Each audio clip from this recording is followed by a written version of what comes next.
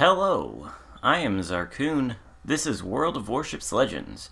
Today I've got a video for you in the Tier 7 French battleship Richelieu.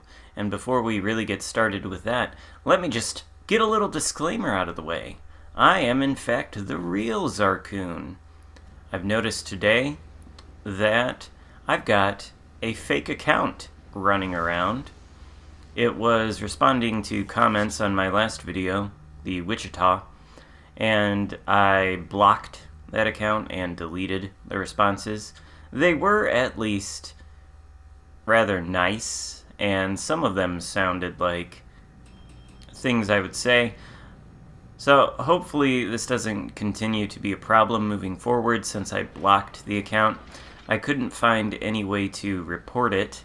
It does have 2 subscribers, which kind of irritates me since, you know, I'm the real Xarkun. I've been putting work into this channel for almost a year now, and I don't appreciate fakes running around responding to comments on my videos. So if somehow the fake person is able to watch this video from an alternate account that is not blocked from this channel, then I ask you to please stop it. Anyway, we're in the Richelieu here, and we're going to try to answer a question that I've seen. Oh, look at that. Citadel on a Miyoko, 19k. That probably hurt. Anyway, we're going to try to answer a question that I've seen. You know, with the existence of the Jean Bart, the Richelieu's sister ship, there sometimes is a question I get asked, which is, why play the Richelieu if you can play the Jean Bart? There's not a whole lot of differences between the two ships. They have the same turret setup, same gun caliber. Only appreciable differences I could find is that for some reason the Jean Bart enjoys slightly longer range on its guns and a slightly quicker reload time than the Richelieu, even with the same build. And I am of course using Giprat as the commander, and I'm using the main gun battery mod 3 in the 4th mod slot to decrease the reload time rather. Nevertheless, on the Jean Bart you'll find that the range is slightly longer and the reload time is slightly shorter. And then the Richelieu, of course, does not come equipped with the Jean Bart's reload boosting consumable, so it isn't capable of pumping out 2 or 3 salvos in the span of a few seconds. It's got to deal with, you know, regular battleship reload unmodified by a consumable. We just took down that Miyoko there, by the way, for our first kill. And, you know, what we're doing here is nothing the Jean Bart wouldn't be capable of doing. As far as the Richelieu goes, it did receive a buff in the most recent update, and that buff gave its turrets something like 50% more hit points than the turrets on the Jean Bart, which means, theoretically, when you are playing the Richelieu, your turrets shouldn't get knocked out quite as much as they would if you were playing the Jean Bart. And this difference, I think, is somewhat noticeable when you are in close range. Now, you're going to see my turrets get taken out, I think, by a synop coming up in the next sequence here, at least a couple of times. Or maybe not. This might not be the game where it happens. And, you know, make no mistake, the turrets can be taken out on this ship, just like they can on the Jean Bart. But, in fairness, it does seem like they are harder to permanently disable. And that could be because of the extra hit points that Wargaming added to the Richelieu's turrets in the last update. Which means that, in comparison with the Jean Bart, the Richelieu is somewhat tankier and less prone to having its firepower involuntarily reduced at annoying times.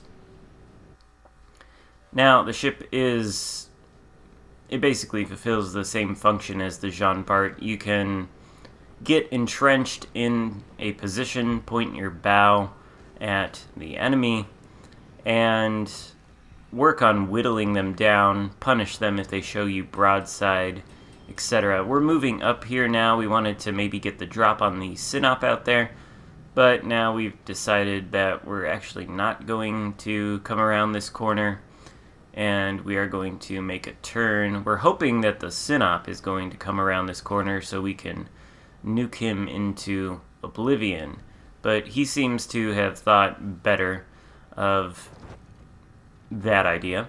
So we're going to back up now. We've noticed that there are what appear to be 2 enemy battleships, maybe a battleship and a cruiser, approaching our base. The remainder of our team is kind of concentrated up here into a ball. So we want to retreat from this position, go back to the base, and defend it against the approaching enemy ships, which will soon begin to try to flip it. Definitely don't want that to happen. We are behind on points compared to the enemy, although not by much, and the enemy does enjoy one more ship than we do. Got a Baltimore entrenched over there by the island. He's angled, and his 27mm bow is capable of bouncing our 380mm shells. So either we can switch to HE here and get penetration damage that way, or we can shoot into his superstructure or potentially take out some of his turrets with the AP. That's how you have to deal with the Baltimore. Now the Synop chooses to come around the corner. We are showing him our stern, and our secondaries are now shooting at him, taking some return fire from his secondaries, and we actually have been lit on fire. So, you know, I think we're going to be okay. That Synop is on very low health, and in fact he goes down to a fire from the friendly King George. Got an Atlanta out there giving flat broadside, using the tried and true tactic of presenting flat broadside to an enemy battleship, which of course can result in 3 over penetrations like it just did there. And then the Atlanta takes the minimal damage that you can take after getting hit with battleship shells showing broadside. Now, he's not going to be able to get away with this little scheme of his forever. You can't be right in front of any battleship in the Atlanta and hope to survive for too terribly long. We get 1 penetration there that does not full damage because it wasn't a citadel, but a significant amount. The Atlanta is now, I guess, a little bit irritated, so he has decided to shoot at me.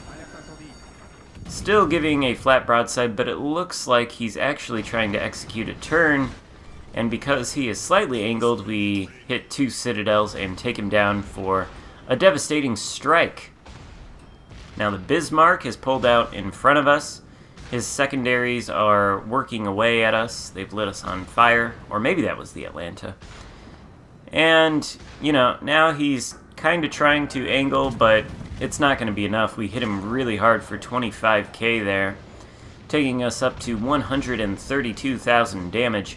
But there is at least 1 enemy ship in our base, so we do kind of want to get past this Bismarck. Trying to make him think we're going for the ram, we're not. He does have his guns pointed this way, but doesn't look like he's going to be able to shoot us, so we are able to escape him, and he goes down. The fire that he or the Atlanta lit is now almost out, and we are able to approach our base now and try to defend it. We've got 2 enemy ships left. One is an enemy Richelieu dressed in the communist camo, which, you know, not great. And here you see one of my turrets does get taken out by the enemy Richelieu. So it's not that these turrets are invincible. They still can get taken out by somebody who knows where to aim at them. But since this buff on the Richelieu, I have not seen my turrets get permanently taken out during a game, and there we take out one of the Richelieu's turrets in return. So, basically, the difference between the Richelieu and the Jean Bart is the Richelieu now has slightly tankier turrets. So, if you're like me, and you get really, really salty when somebody disables your turret, then maybe this ship will, in fact, help you reduce your blood pressure. I don't know. Also, there are probably a fair amount of people who were not around for the Jean Bart campaign, or else did not complete the Jean Bart campaign and do not have that ship. No idea if it will ever come back to the game in any capacity. The Atlanta, I think, was one of the very first campaign ships in this game. I think I actually started playing this game toward the end of the Atlanta campaign, and therefore I never got the Atlanta from the campaign. Now the Atlanta is back in the store for the low price of 500,000 global XP, so it's always possible that the Jean Bart returns to the game some way, and you might be able to pick it up later. If you can't, though, make no mistake about it, the Richelieu is an incredibly powerful ship. It's capable of fulfilling pretty much the same role as the Jean Bart.